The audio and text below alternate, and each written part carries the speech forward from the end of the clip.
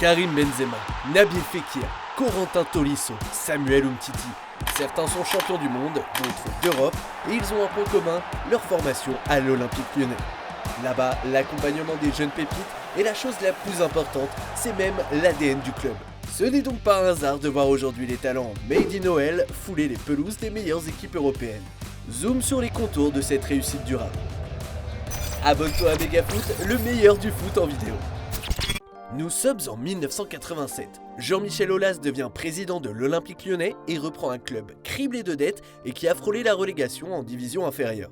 Pour remonter la pente, ce dernier mise sur la formation en y mettant les moyens. Quelques années plus tard, l'OL devient sous son impulsion la référence du football français par ses titres, mais également pour la qualité de sa gestion et de sa formation. C'est simple, avec la saison 2000-2001 comme point de départ, 113 joueurs issus du cru ont signé pro et intégré l'effectif de l'équipe première, avec en point d'orgue 2 générations dorées. Celle de 1987 avec Karim Benzema, Hatem Ben Arfa ou encore Loïc Rémy, et celle de 1993, parmi laquelle figurent Nabil Fekir, Samuel Umtiti ou autre Clinton N'Jie. Qu'importe, en plus de fournir un perpétuel vivier de joueurs pour son équipe première, le centre de formation représente désormais depuis 20 ans une importante manne financière pour le club. Près de 327 millions d'euros d'indemnités de transfert ont en effet été perçus depuis 2000 par l'OL pour des joueurs formés au club. Par ailleurs, sur les 10 plus grosses ventes de l'histoire de l'OL, 50% l'ont été sur des joueurs formés ou post-formés. Et si l'on ne regarde que parmi la crème européenne des meilleures ventes de joueurs formés, Lyon se glisse au 2e rang avec 174,5 millions générés. Seul le Real Madrid fait mieux avec 191 millions récupérés. À la base de ces succès, les grands moyens financiers et humains déployés par l'OL pour la formation de ces jeunes espoirs du ballon rond. En 2008, Jean-Michel Aulas inaugurait un nouveau centre de formation avec pour objectif de séduire les meilleurs footballeurs de l'Hexagone. Un peu comme dans l'éducation ou dans les grandes écoles, c'est le recrutement et c'est les conditions d'accès qui font que si tout le monde a envie de venir apprendre le football et se développer à Lyon dans des conditions formidables, de moyens et de valeurs, eh bien on attirera aussi bien sûr les meilleurs jeunes. Le décor est planté. 8 ans plus tard, en 2016, Lyon franchit une nouvelle étape en baptisant l'OL Academy, nouveau fleuron de la formation lyonnaise.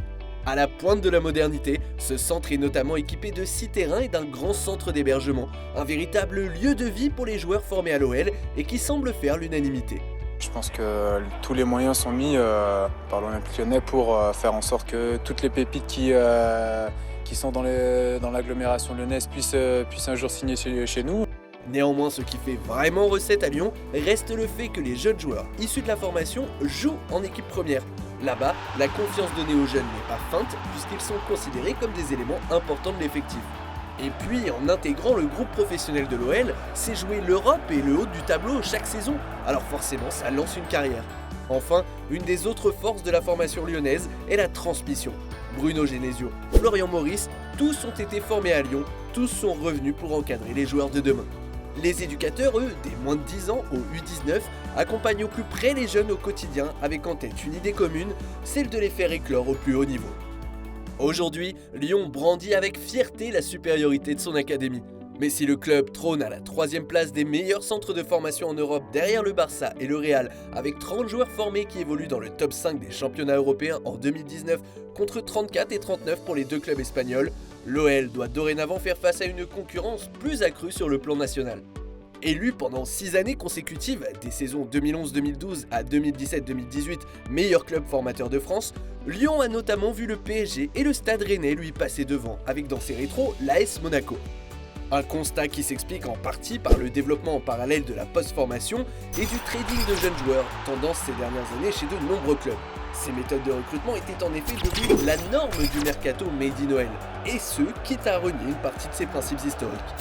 Néanmoins, l'OL, qui fait face comme tout le monde aux difficultés financières du moment et privé de Coupe d'Europe, souhaite revenir aux fondamentaux et miser sur la formation. Et ça tombe bien, la génération 2000 avec Maxence Cacré et Melvin Bard et surtout la pépite Ryan Cherki commence à pointer le bout de leur nez. Affaire à suivre. Seront-ils les pépites de demain ? Si tu as kiffé notre vidéo, n'hésite pas à parler de notre chaîne autour de toi, d'aimer, de partager. A très vite pour une nouvelle vidéo. Ciao.